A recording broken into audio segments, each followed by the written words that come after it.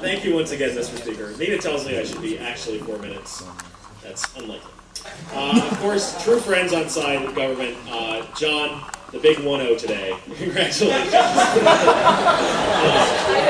And Robbie for great speeches. I remember back in my day, the government op floor speeches were serious and the crossbench was funny. I'm just saying. I just want to crystallize this round in what I think are really the best ways to frame this debate and the best ways to look at exactly how the argument's been presented and why I think opposition wins. And the first thing I want to talk about here is just sort of generally the pragmatics involved on each side of the house. So on which side of the house do you really get like the better functioning society, the society that works better for the people involved in it? I think Robbie and I have given you that society. First of all, we talk about incentives to learn versus sort of weighed against what they've given you on their side of the house, which is sort of this governmental incentive to distribute the information. I think Robbie and I have showed that, at best, this argument is a wash, since if you're going to say it's an impossibly high burden for an individual to get to know all these laws, I'm not quite sure how the government in this round can say that a government can reasonably disseminate all these laws to individuals and make that a reasonable incentive. I mean, at least on our side of the house, you have the pragmatic benefit of an individual having knowledge about the actions he's going to undertake, the risks he's going to undertake, and then checking on those applicable laws. So we think on a very purely pragmatic standpoint, that's where the onus should fall upon the individual, because it's simply an easier burden to bear, and one that actually allows for societies to be functional. Sorry this isn't funnier, I guess it's just winning.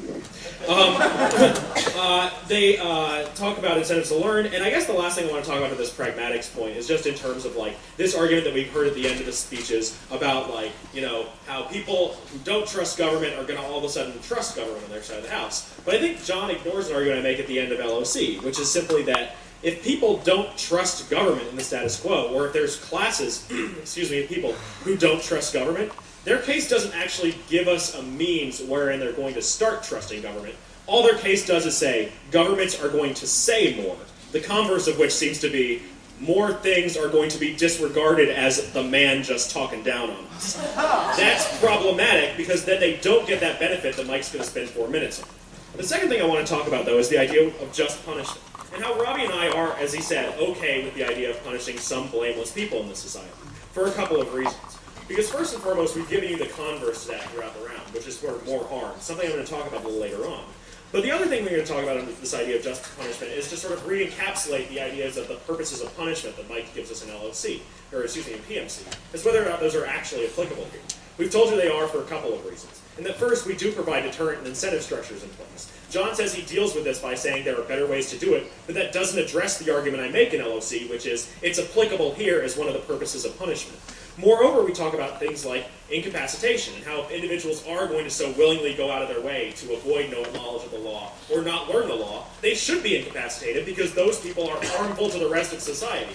And finally, things like risky behavior. The final thing I want to talk about with this idea of just punishment is if you actually create incentives for individuals to go out of their way to not learn the laws of a given state. Maybe it doesn't go quite so far as Robbie's like driving like this example, which he's done, by the way.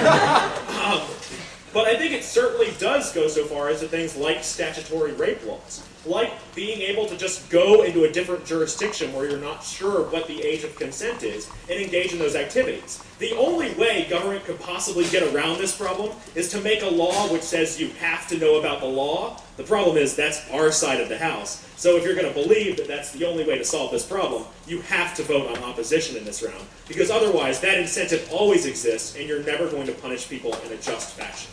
The final thing I want to crystallize on, though, is what I think the biggest part of the clash in this round is going to be, and that is, what do we actually think the role of government should be? Because if you look down your flow, throughout the entire round, their side has been the role of government vis-a-vis the individual who is being charged with a crime or who has committed a crime. And our side of the house is, I think, quite rightly focused on the role of government with regards to the purposes of the laws which we pass. Because we don't pass criminal laws for the purposes of punishing criminals. And I think at the point where you accept that, you have to accept our interpretation of what laws are actually about. We pass criminal laws to protect the rest of the people in society. So it seems a logical step from that the converse, what defenses we should allow, should also be in the interests of the rest of society. That's what Robbie and I have defended. Because what we've said is, if people have this immunity to go from state to state, jurisdiction to jurisdiction, and commit acts totally outside the realm of what can be punishable in those jurisdictions, that's a big problem because it means the law is failing in its purpose. We can assume when a society criminalizes something that it's recognized a correspondent harm with the commission of that act. When those harms are accrued and unpunished, that's a problem for societies, and that's an injustice that's done upon the individuals who are harmed in that societies. We think that's awful.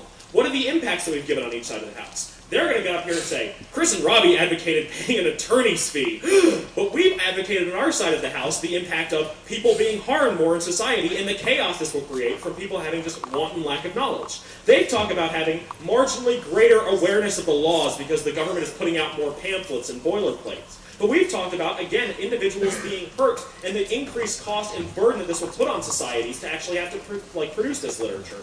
We've talked about their impact is going to be some blameless people go to jail. Our impact, people, is some blameless people are going to be injured and harmed as a result of the ignorance of another.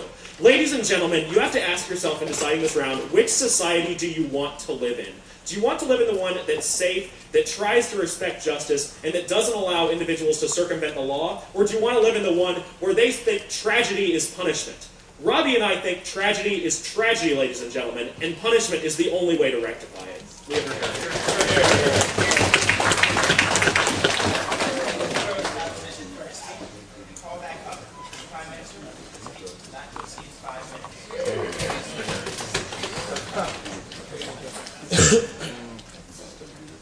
I think what's really important about this round is that what John and I have highlighted is that although the justice system does have its own internal priorities, and that justice as described by side opposition is the highest of those priorities, that justice system operates within a larger system. And that larger system has its own set of priorities which curtail, which bound those priorities of the justice system. What the hell am I talking about? Liberty. Liberty is what John and I have talked about throughout this round, and it's something that side opposition has refused to engage in. And I think there are a lot of ways that could have dealt with the problems of infringing upon the liberties, the most fundamental aspects of personhood as a whole, of those who commit these crimes accidentally, by simply abandoning this and not even discussing a reasonable recognition of a way we could accept punishment of these people. And I want to make this clear, right? Because side opposition did start out with a theory. Chris started talking about how these wrongs are wrongs unto themselves, and so it's just to punish these people for their intent to commit these wrongs. But if you notice, that was abandoned quite rapidly. Robbie didn't mention it once in his speech, and it didn't come up in LOR. What does that mean? That means side opposition has abandoned any attempt to justify the grave tragedy they're bringing upon all these people who accidentally commit crimes. And what's interesting is opposition acknowledges that. Opposition tells us, Robbie and Chris both tell us, that in their system, there will be blameless individuals who are put in prison, perhaps for extended periods of time. And they're willing to accept that. But they never tell us why it's acceptable for a liberal society to accept that kind of injustice. To not just accept that kind of injustice, but in fact invoke that kind of injustice upon its citizenry. It's often heard in debate rounds that a liberal society would rather let 100 guilty people go than put one innocent person in jail. I think there's a real reason behind this analysis, and a reason why it intuitively appeals to all of us. Because we believe in a liberal society, we should always defer to those most fundamental liberties, and that's what John and I get to give you. So I think when we talk about liberalism, we first talk about how you're barring entire domains of action, right? And this is what Chris and Robbie suggest. Look, all that stuff you might not know about, all those things you're unaware of, just don't do anything that could ever be construed to be part of that. That's a disastrous infringement, not just on the people that are convicted of these accidental crimes, but of every member of society that has to limit their own abilities and their own actions and activities. But I think what's really important is we've never been told why this high threshold that I'm talking about has met. I mean, literally, it's never even been engaged. And I think that's really unfortunate for side opposition, that they haven't been able to get up here and give us their own moral philosophy their own philosophy of liberalism as to why it's just to, in fact, invoke these kinds of penalties upon these individuals. So the second thing I want to talk about is this idea of reducing criminal activity. Because again, I think John is quite right when he says all side opposition does is highlight the things beneficial to their side while neglecting the harms that we talk about. Now, this just isn't a good debate tactic. This is ignoring the harms that John and I believe exist on side opposition, neglecting them, failing to address them wholesale, and that's how you lose debate rounds. So let's talk about those things that people have neglected. Robbie wants to talk about how he really wants to be ignorant of the age of consent, so he can go all over the place and sleep with whoever he wants of whatever age, right? He thinks this is a great thing. He even refers to himself, a member of his own team. No, it's you. Portobello, sir. I don't know who that is. The problem is these people are relatively few, right? There are some people out there that are probably going to try and commit these nefarious acts. And so what OP does, the tactic they take is they try and highlight it. They tell everyone, look at this. Portobello, he's an awful person, and you're going to unleash him upon the entire population of the United States. But what are we left with?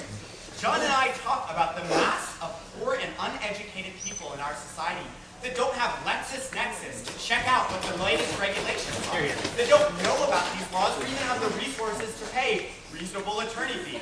Yeah, I am not doing that because it's really absurd to say to be like a real member of society, you have to pay attorney fees, right? That's not the kind of standard of liberalism we'd accept in our society.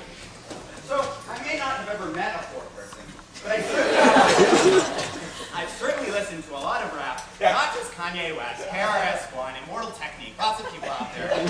I know all about this trust, and I think it's a really serious thing.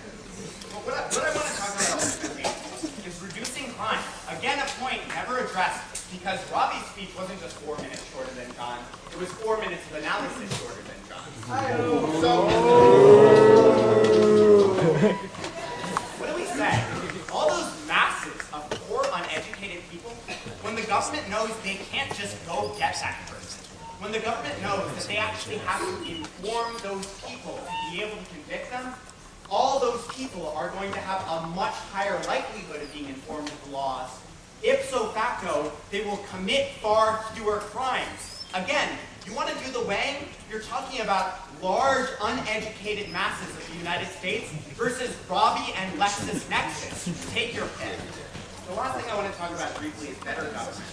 Look, we talked about resource prioritization. Never went addressed. The fact that even if you think these people are somewhat blameworthy, it doesn't justify the infringement of liberty, and it certainly doesn't justify the usage of resources. But I do think this issue of trust is really important.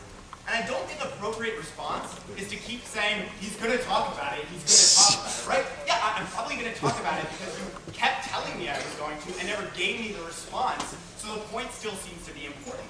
What is the point? The point is that people really do feel the government is out to get them. Now, it's not just, as side opposition would have to believe, about distrusting that information that the government will give you. It's about the notion that the government is actually acting to incarcerate you. Now, if the government says, not just says, but actually acts, and forgives certain actions that they realize are reasonable actions, that sends an extremely potent and powerful message that completely reconfigures the orientation of government vis-a-vis these populations in our society. These are tremendous benefits that can be impacted all over the place. I'll leave that up to you.